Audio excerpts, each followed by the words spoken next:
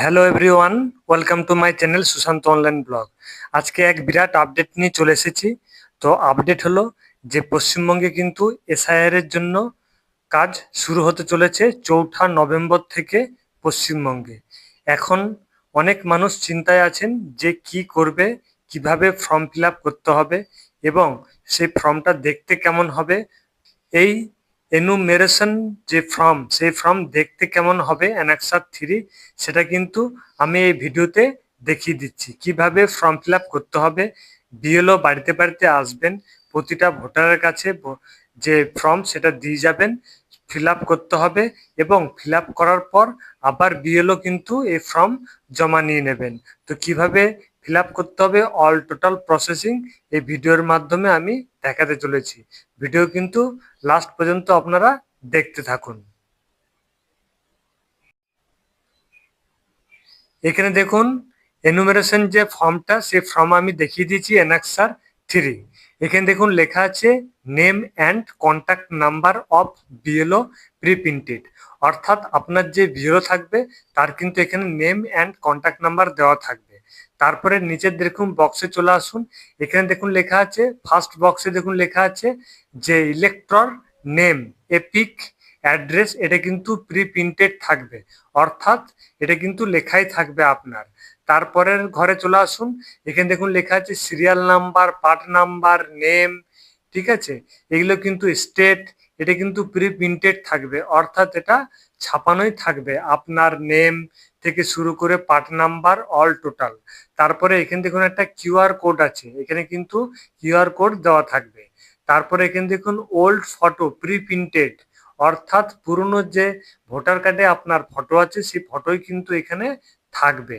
এখানে দেখুন লেখা আছে পেস্ট কারেন্ট ফটো, অর্থাৎ আপনার কিন্তু কারেন্ট ফটো কিন্তু এখানে একটা পেস্ট করতেই হবে। তারপরে এখানে দেখুন লেখা আছে ডেট অফ বার্থ, এখানে কিন্তু ডেট অফ বার্থ আপনার লিখে দেবেন ভালো করে পরিষ্কার করে। তারপরে নিচে দেখুন লেখা আছে আধার কার্ড অপশনাল, এখানে আধার নাম্বার কিন্তু লিখে দিতে হবে। তারপরে এখানে মোবাইল নাম্বার লেখা আছে, মোবাইল নাম্বার এখানে কিন্তু লিখে দিতে হবে পরিষ্কার করে। তারপরে আপনার ফাদার অবলিক গার্জেন নেম, আপনার এখানে গার্জেন নেম বা ফাদার্স নেম কিন্তু লিখে দিতে হবে। যার লিখবেন তার কিন্তু নিচে দেখুন লেখা আছে যে এপিক নাম্বার কিন্তু দিতে হবে, অর্থাৎ ভোটার নাম্বার কিন্তু এখানে এই ঘরে দিয়ে দিতে হবে। তারপরে নিচে দেখুন লেখা আছে মাদার্স নেম, অর্থাৎ আপনার মায়ের নাম কিন্তু এখানে লিখতে হবে। তারপরে দেখুন লেখা আছে এখানে mother's epic number if available, যদি এখানে থাকে তাহলে কিন্তু এই কলমে মাদারের বা মায়ের কিন্তু ভোটার কার্ডের যে নাম্বার সেটা এখানে লিখে দিতে হবে। তারপরে এখানে দেখুন লেখা আছে যে স্পাউস নেম, অর্থাৎ আপনি যদি ছেলে হন তাহলে এখানে আপনার ওয়াইফের এখানে নাম লিখবেন, আর আপনি যদি এখানে কোনো মহিলা ফিল আপ করেন তাহলে কিন্তু এখানে আপনার হাজবেন্ডের নাম লিখবেন। তারপরে এখানে দেখুন লেখা আছে স্পাউস এখানে এপিক নাম্বার, অর্থাৎ আপনার ছেলে যদি ফিল আপ করে তাহলে এখানে ওয়াইফের এখানে ভোটার আইডি যে নাম্বার সেটা এখানে লিখতে হবে।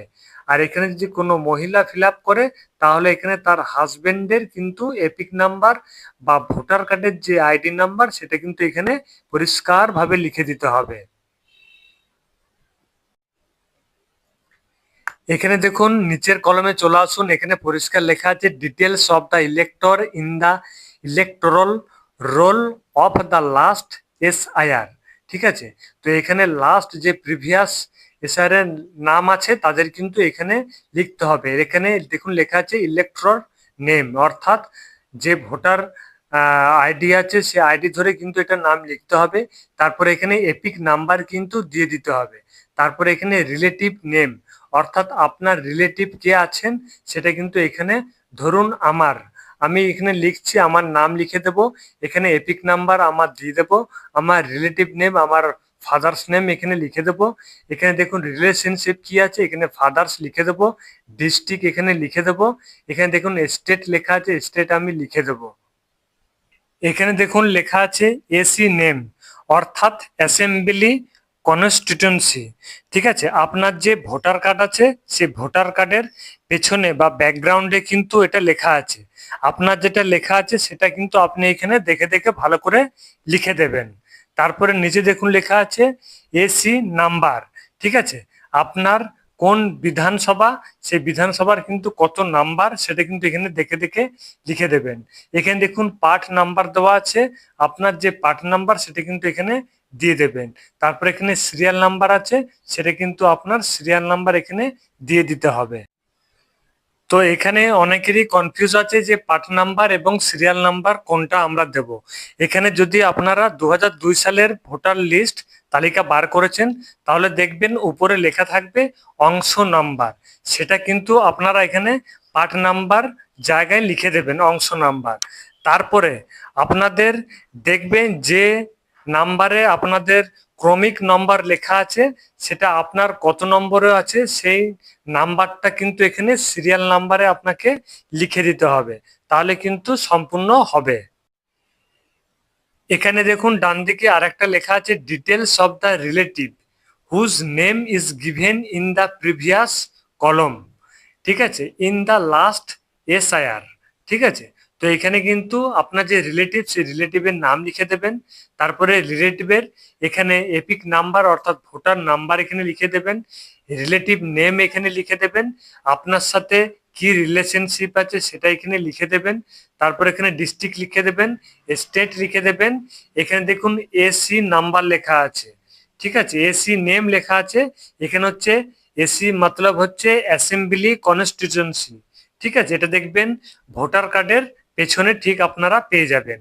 তারপরে এখানে দেখুন লেখা আছে এসি নাম্বার, এখানে কিন্তু যে অ্যাসেম্বলি নাম্বার আছে কোন বিধানসভা সেই বিধানসভার এখানে নাম্বার কিন্তু লিখে দেবেন। তারপরে এখানে কত নম্বর পার্ট সেটা কিন্তু আপনারা এখানে দেখে দেখে ভালো করে লিখে দেবেন। এখানে সিরিয়াল নাম্বার কিন্তু দেখে দেখে ভালো করে লিখে দিতে হবে। এখানে দেখুন ইংলিশে কিছু ইনস্ট্রাকশন আছে, এই যে এখানে আমি বর্ডার করে দিচ্ছি নীল কালারের। তো এটা আমি বেঙ্গলিতে কনভার্ট করে দিচ্ছি, কি লেখা আছে বলে শোনাচ্ছি। ওখানে যেটা ইংলিশে লেখা ছিল সেটা আমি বলছি। এখানে দেখুন লেখা আছে উপরে উল্লেখিত ভোটার আমি অবলিক আমার পরিবারের সদস্য হিসাবে অন্য কোনো দেশের নাগরিকত্ব অর্জন করিনি। আমি ভোটার তালিকায় অন্তর্ভুক্তির জন্য আবেদন করেছি এবং উপরে উল্লেখিত নাম আমি অবলিক আমার পরিবারের সদস্য হিসাবে অন্য কোনো বিধানসভা নির্বাচনী এলাকা সংসদীয় নির্বাচনী এলাকার অন্তর্ভুক্ত নয়। আমি জানি যে এই আবেদনের সাথে সম্পর্কিত উপরোক্ত বিবৃতি বা ঘোষণা যা মিথ্যা এবং যা আমি জানি বা মিথ্যা বলে বিশ্বাস করি বা সত্য বলে বিশ্বাস করি না, তা জনপ্রতিনিধিত্ব আইন 1950 সালের 43 ব্র্যাকেট ক্লোজ বলছে এর 31 নম্বর ধারার অধীনে শাস্তিযোগ্য, যার মেয়াদ 1 বছর পর্যন্ত কারাদণ্ড বা জরিমানা বা উভয় দণ্ডে দণ্ডিত। যে নীল কালারের ছিল এটা কিন্তু আমি বেঙ্গলিতে কনভার্ট করে দিলাম এবং নিচে দেখুন লেখা আছে সিগনেচার অবলিক থাম ইমপ্রেশন ইলেক্টর, অর্থাৎ যে ভোটার সে কিন্তু এখানে সিগনেচার বা এখানে লেফট থাম দিতে পারবে। ঠিক আছে, তারপরে এখানে দেখুন বিএলও আন্ডারটেকিং এর আন্ডারে থাকবে এটা, এখানে বিএলও সিগনেচার করে নেবেন। তো আজকের এই গুরুত্বপূর্ণ আপডেট আপনাদের যদি ভালো লেগে থাকে তাহলে অতি অবশ্যই চ্যানেলটিকে লাইক এবং শেয়ার করবেন, ভালো লাগলে সাবস্ক্রাইব করবেন। যদি কারো বুঝতে প্রবলেম হয় কমেন্ট বক্সে কমেন্ট ড্রপ করতে পারবেন। ভালো থাকবেন, জয় হিন্দ।